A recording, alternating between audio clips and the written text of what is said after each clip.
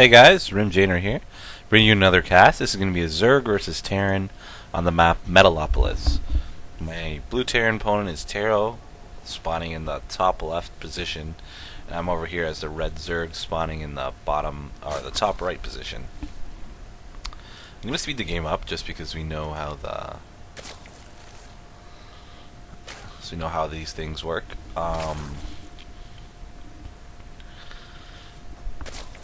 And I'm going to go into my normal 15 hatchery build against Terran. Alright, so I did set up my Overlord over there, and I did see his command center, and he just almost blocked me. Alright, so it's a 15 hatchery, 15 pool. Sometimes I do a 16-15, depending on how close the positions they are. On a smaller map like this, a 16-15 is kind of dangerous because you won't have your pool up in time to get your spines to kill his bunkers. And it looks like he's going to go into an early expand as he is putting a bunker out there. So when you do scout that with your first lings, I'm going to come out with a ling here. And I'm going to scout that bunker. I don't even need to know, I didn't even see that, I didn't even see his command center.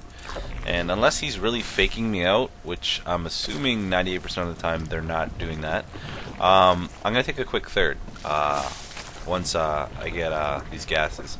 And you can take a quick third before you even have ling speed, just because he's not going to really have the most mobile units on the ground. Even if he does have Hellions, they won't be able to kill your third. They might be able to throw flames at it, but it's not going to do anything crazy.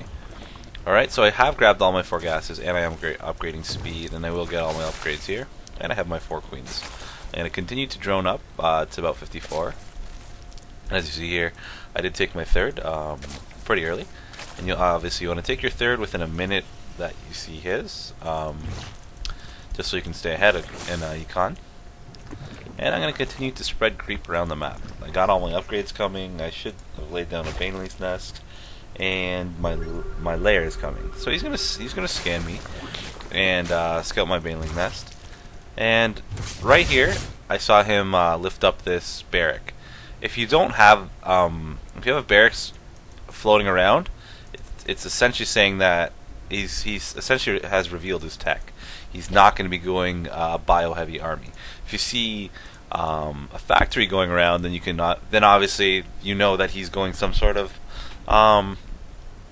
bio-heavy army when a factory is floating around.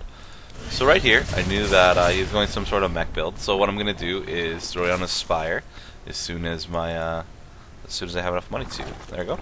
Throwing down a spire rather than going my normal Ling Bane Infester play. And he's going to build a third command center, but I'm gonna come over here and hold that off for as long as I can.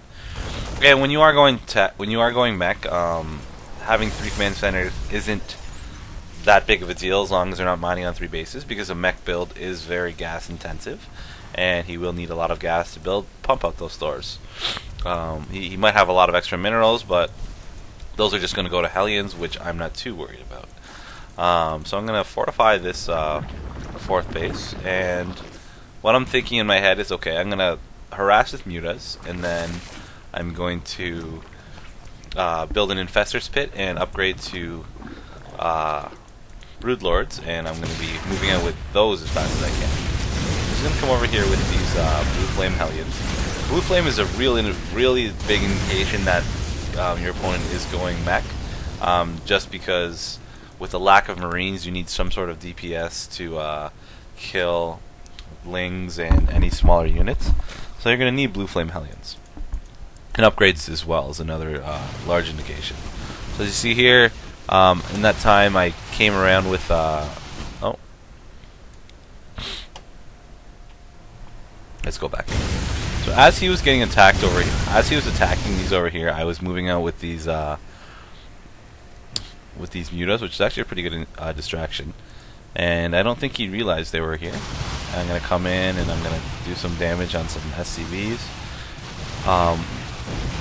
What we want to try to do is take out the ones that are mining gas, because they are the most important.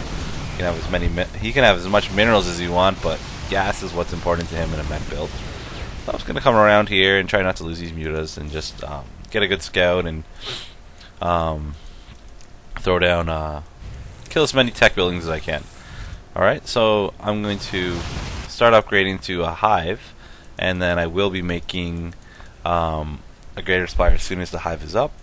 And I'm going to make sure I have all my bases saturated. And we will look at our production. I'm making 38 lings, just in case he moves out. I don't want him moving out and me only having these mutas here. So I'm going to make as many lings as possible. And I do have 2 lings burrowed right there, so it's going to delay his third just a little bit. And then I'm going to rally all these zerglings over here and throw down a roach warren just in case he comes too early and I need to make roaches. And this hive should almost be done. I'm going to come over here and kill these reactors just so he can't build that many Vikings. He's going to have to build a new one. But I was caught by those 2 Thors there, and most of the mutas had been killed. And so now I only built 8 mutas, and he is already building 1, 2, 3, 4, 5, 6 turrets, and I think my mutas did enough damage. I did kill a lot of SCVs, and even if I lose them all, he did have to build 8 more 6 turrets, so that's a lot of minerals itself, and he'll probably have to build even more around here. As you see here, he took his 3rd, and I am taking my 4th base, and essentially I'm going to use it just for gas because I do have a lot of miners on all 3 of my bases. Let's see how many I have. Income 63. I guess I could use another 10 to 15 workers. I'm at 69 now, and I am upgrading my greater spire. When you do this kind of attack, the only units you need to be making are corruptors and broodlords, and I guess against mech especially. You might want a few more infestors when you're facing a larger bio-based army, but when you are going broodlords, what you want to do is have like about 10 broodlords and the rest, or 10 to 15, I guess it depends on your economy, but the rest all corruptors. Alright, so he's going to come over here, and I only had guys mining on the gas here, so I didn't lose too much. And I'm going to come in with these lings. That was a bad engage there, and we just probably lost 100 lings. And don't follow him up the ramp because you will get roasted as you are all bunched up over there. So what I'm going to do is throw down a bunch of spines. This is essentially going to delay his attack when I am waiting for broodlords. Even to have them more spread out is even better because it takes them much longer to get to you. You don't really need them to defend anything. It's more to delay. You know that they're going to go down easily, but yeah, so you want them to delay. So I'm going to come out here with, I'm going to check my units. I have 14 corruptors, and I will make as many broodlords as I can afford, which isn't that many. As you see here, these coming out, and I don't have enough money to make that many broodlords. I got 2 there, but these spines are going to have to delay him for as long as possible. If that means he's going to stand there for a second, it's fine. But it's going to delay at least 30 seconds or so. And he's going to come in. I'm going to take out these Vikings, because that's really what he has to kill me. And I do have all these lings that were hiding in the corner here. And they're going to go engage these Thors while I have time. And then my broodlords will take over the rest. Thors aren't that strong against broodlords, as they only do 8 damage. They do splash, but 8 damage is not a lot. I guess that's per rocket. I don't know, there's 4. So that means 24. Yeah, it probably does. But I do have a lot of money banking up, and it's going to take him a long time to recreate all those Thors, and it looks like he's going to have to leave the game. Alright, and I'm Rimjaner, signing out.